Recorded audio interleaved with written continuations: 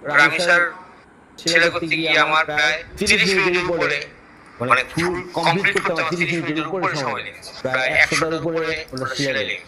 আমি অনেক প্রশ্ন করেছি, অনেক কিছু প্রশ্ন করেছি, কিন্তু রামি স্যারের বিষয়ে যখন প্রশ্ন করতে গেলাম মানে আমি খুব মর্মান্তিক হয়ে গেছিলাম। কারণ হলো আমারও ছোট আছে, তো ওই প্রশ্ন করতে গিয়ে মানে আমার খুবই খারাপ লাগছে, খুবই কষ্ট লাগছে।